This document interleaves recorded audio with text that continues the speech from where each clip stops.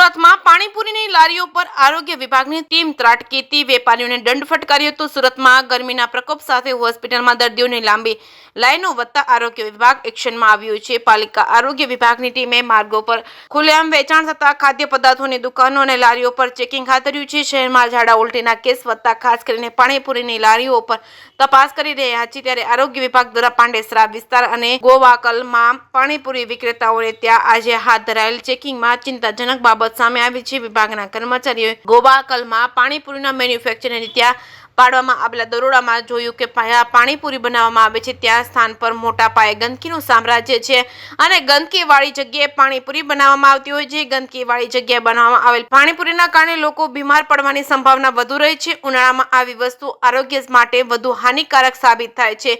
લોકોના સ્વાસ્થ્ય સાથે છેડા કરનાર પાણીપુરી વિક્રેતા સામે વિભાગ દ્વારા પગલાં લેતા નોટિસ આપી દંડ ફટકારવામાં આવ્યો છે। ઉનાળાની ઋતુ શરૂ થતાં લોકો ઠંડા પીણાનું વધુ પ્રમાણમાં સેવન કરતા હોય છે। સ્ટ્રીટ ફૂડમાં પાણીપુરી સૌની માનીતી છે।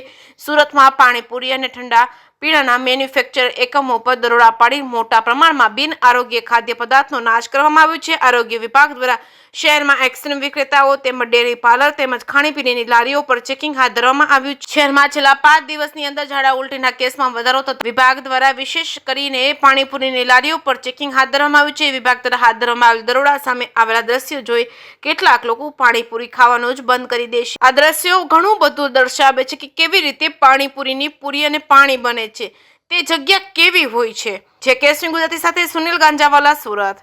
હું સેજલ વ્યાસ, ફૂડ સેફ્ટી ઓફિસર, સુરત મહાનગરપાલિકા, ડેપ્યુટી કમિશનર શ્રી હેલ્થ અને હોસ્પિટલ તેમજ આરોગ્ય અધિકારીની સીધી સૂચના મુજબ આજરોજ તેમજ ગઈકાલે સુરત શહેરના જુદા જુદા ઝોન વિસ્તારોમાં આવેલ પાણીપુરીની પૂરી તેમજ મસાલો વગેરે બનાવતા વિક્રેતાઓને ત્યાં તપાસણી કરવામાં આવેલ છે।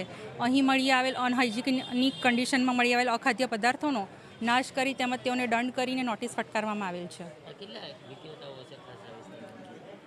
અત્યારે આ એરિયામાં આ જગ્યા પર અહીં 25 થી 30 જેટલા વિક્રેતાઓ છે।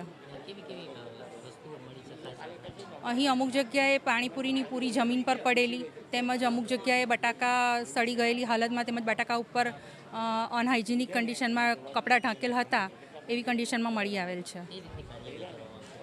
અત્યારે જે આવા અખાદ્ય પદાર્થો મળેલ છે તેનો બધાનો નાશ કરવામાં આવેલ છે। નોટિસ પણ આપવામાં આવેલ છે અને તેમને દંડની પણ કાર્યવાહી કરેલ છે।